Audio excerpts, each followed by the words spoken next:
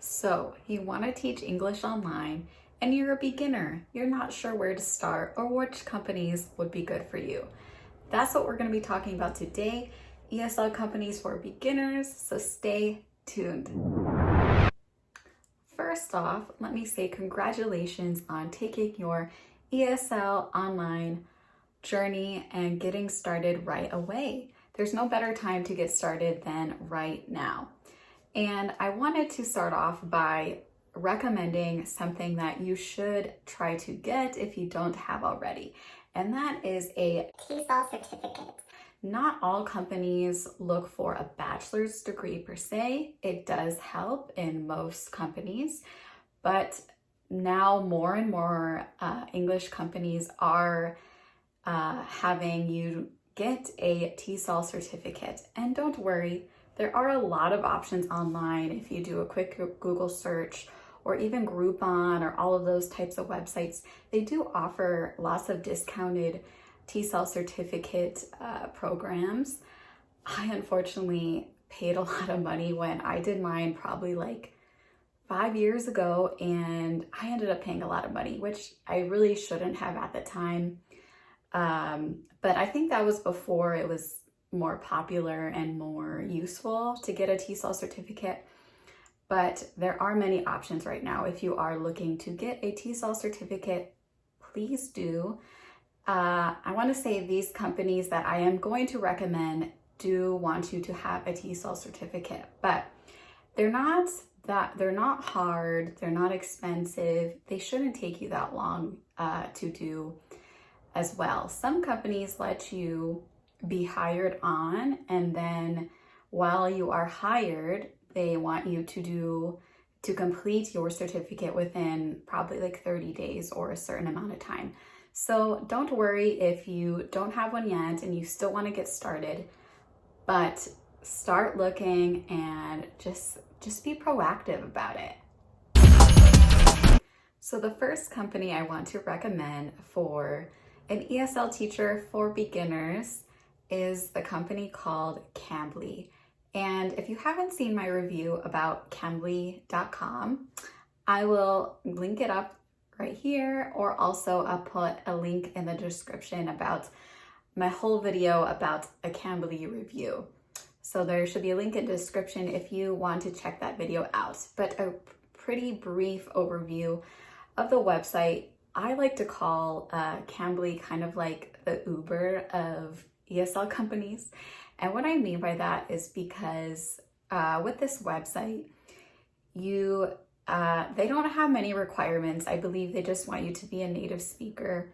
So that is why I'm choosing Cambly as a beginner company, because they don't look for much requirements and you don't have to do minimum hours. You don't really have to put much into the company, more or less. It's just your time. So the Uber of ESL companies, meaning that you can get different calls from different people around the world. You talk to them for how many minutes they pay for. A lot of the time you will get free students that are looking at the company for about a minute or a minute and 30 seconds. So sometimes they're not all that serious, but you do get serious people that are really trying to learn English, and they pay for minutes. So they can pay for, 15 minutes, 30 minutes, an hour. So it's just kind of randomly you'll get calls from people and you'll talk to different people for that amount of time. You get paid, I put that in my last video, my Cambly video, but I believe you get paid, I think it's 12 cents per minute, which really adds up to about $10 for an hour. So it's okay pay with, kind of fluctuating amount of times. But if you are looking for more serious on Cambly, you can open your schedule for students to book with you. Some things about Cambly is that they don't provide you lesson plans. So you do have to, provide different curriculum if you want to use it. Some students like to prefer practicing their reading skills, so they'll ask you to pull up an article and listen to them read. Sometimes they'll have questions about certain things. You don't have to be an expert in English. If you don't know the answer they ask you, you can, just say, we'll look it up together, or let's try to figure out what you're asking.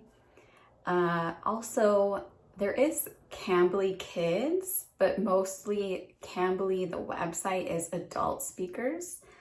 Most of them, from my experience, have been from Brazil, Turkey, Saudi Arabia, South Korea, and even some of Eastern Europe as well. So, but they can be from anywhere in the world, honestly, but that's the majority that I've had when I've used Cambly. But they are adults. There is Cambly Kids. It's kind of like a selective group who can work for Cambly Kids. They don't normally just let anyone apply to do Cambly Kids. You supposedly have to get an invitation. If you work so many hours with Cambly and they like what they see, then they might offer you to try Cambly Kids. That's what I've heard. If I'm wrong and you know it's something different, please comment below. That would be useful information. But I believe that's how it works for Cambly Kids. But for a pretty simple, laid-back type of company where you can just talk to people from all over the world, learn about different cultures, and kind of just get paid for it, I don't think Cambly is a bad company. I've used them for a year or two. Sometimes I don't necessarily like it because it's not guaranteed hours, and sometimes if you choose to do priority hours where you say that you are going to be online for a certain hour, you don't always get don't always get students for that hour. So you could be just sitting there and waiting around to get calls. So that could be kind of a negative thing if you are wanting for sure money, but it's not bad if you're trying to see how you like it and how it's like to teach English. So that's my Cambly website for my first company. If you want a full review on it, there's also that link in the description about Cambly. So let's get to my second ESL company for beginners. So let me get to my second ESL company for beginners, and I would recommend Palfish. And Palfish is an app that you can download on your phone or your tablet. It's a little bit different because they don't really like you using it on your computer.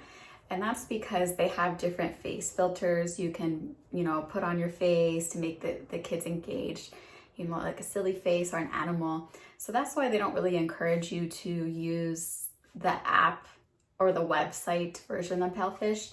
And that's why they want you to download the app on your phone or your tablet. So in a way, if you travel often and you want to still work from your remote location, you can just use your phone or your tablet with internet. So that is kind of a cool thing, I think, with the company. But Palfish in general it's an app. There is two different parts of Palfish. There is the free talk section where basically you can just make your profile, you set up how much money you charge per minute, per hour, you want to when you want to talk with a student. And the free talk section can be for adults, children, it could be for anyone. So that's the free talk section with Palfish. I have heard it is not the easiest to get students to book with you for free talk sessions. So with Palfish, the way it works, it's a big social media app. So the more that you engage with the app, the more you post pictures, the more you post stories, the more you like other people's pictures and stories, the more engagement you have in the app, the more people will see you, the more people will trust you and want to book with you. So it's kind of what you make out of it, right? If you put effort into the app, then you'll see more from it. If you just put your profile out there and you don't do anything, you might not get booked. So that's how the free talk section of Palfish works. So then they have the official kids course for Palfish. And that's where your pay can be from 14 to about 22 an hour for Palfish. And the pay is based off how many hours you work per month, and they have different levels. So your first month ever starting on Palfish, you start at the lowest level, but the more hours you work, you bump up to the next level, which you get a higher pay per class, and so on and so forth, till about, I believe, $10 for each 25-minute class is the maximum you can do, but they have different bonuses you can earn with them. So it makes it, I believe, 22 to 24 per hour you could get. I could be wrong. I know there's lots of Palfish teachers out there. If I'm wrong, also leave a comment down below. Let me know your experience with Palfish. But my experience with Palfish is it's a good company for beginners. They do, I believe they do require you to have a TESOL certificate. I know they used to allow you to receive your TESOL certificate after you're hired. I'm not sure if that's still the case right now, but I know I applied in January. So that was the case back then. I don't know if it still is, but if it's not, just get your TESOL certificate. It should be pretty simple. But I know they do want you to have a TESOL certificate and just be a native English speaker from certain countries. I believe all countries, I don't know about South Africa, but I believe New Zealand, Canada, UK, America, I know I'm forgetting someone, Australia. So all of those companies, they just require you to, or countries, they require you to be a native speaker, and they want you to have a TESOL certificate. When you apply, they do require you to upload a video of yourself and an audio recording of yourself so they can hear how you sound like with your accent if you're a native English speaker. So with Palfish, I do think it is a great start for beginners because it's not you don't have to highly commit to the company. With the official kids course though, they do require a minimum amount of hours per month to stay in the official kids course. I personally have not done all the hours they require, but I haven't gotten an email saying I'm kicked out of the program, so that's just that information there. I would, if you are committed to the company, try to make sure you do those minimum hours they want you to do. I believe it's 8 per week, and they're 25-minute classes.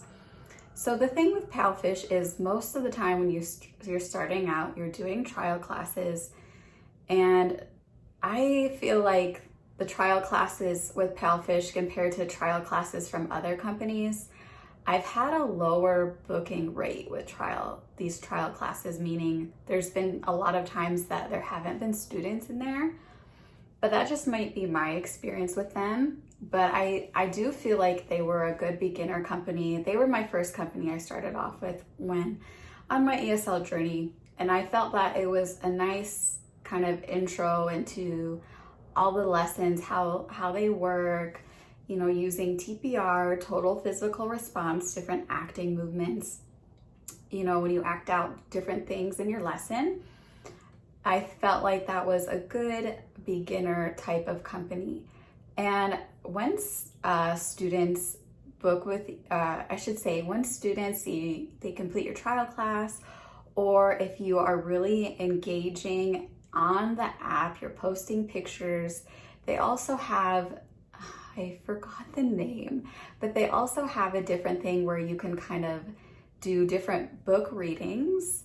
They really encourage teachers to have different recordings and classes where you read books and engage with the students on the app. And once students go to your class and they see your books and your stories and your pictures and all that stuff, that does encourage parents to book classes with you. So you can start booking more regular classes. Parents can book classes, I think, on a weekly basis. So if they want a recurring time with you every Friday at 7 p.m. their time, Beijing time, they can book that time slot for certain weeks. So you can build up a schedule. It doesn't have to be where it's just one class at a time. So that is how people do build up their schedules, which I do think is kind of nice for a beginner if you're not quite sure, if you kind of just want to slowly ease into, teaching English online and not really highly commit if you are super busy with other jobs. So that is why I believe Palfish is a good beginner company, ESL company for beginners. I have one more. Stay tuned. Best ESL company for beginners, number 3. My next ESL company for beginners, number 3, is iTutorGroup. And I know if you have researched iTutorGroup, you probably have seen kind of like a mix of reviews about the company, good things, bad things about the company. But I wanted to add this company to the list for beginner companies because, first of all, if you do they do require you to have a bachelor's degree. I don't think it has to be in teaching, but just a bachelor's degree, and they want you to have a TESOL and to be a native English speaker. But I found that with this company, it wasn't so high pressure and so like intimidating, in my opinion, compared to other companies that you might have seen out there to try to teach English online. And I say that because when I first, probably years ago, I actually applied before all the other companies started. The main company when I first applied probably 6 years ago was VIP Kids. And I'm gonna be honest, when I first applied 6 years ago with VIP Kids, I didn't get in. And it was kind of, not a great feeling, right? It was kind of making me feel like, oh, I can't do it, even though I have teaching experience. And I don't think that should be the case when there are so many companies out there. So if you still want to try to teach English online, but you kind of are intimidated with the big companies like VIP Kid, because some of them do require a lot from you. And if you're new to the ESL world, it takes a little bit of time to get used to and, see what they're really looking for. And that's why I'm recommending iTutorGroup, because although they do require the bachelor's degree, I do feel like you kind of can be more flexible in how you teach with the company.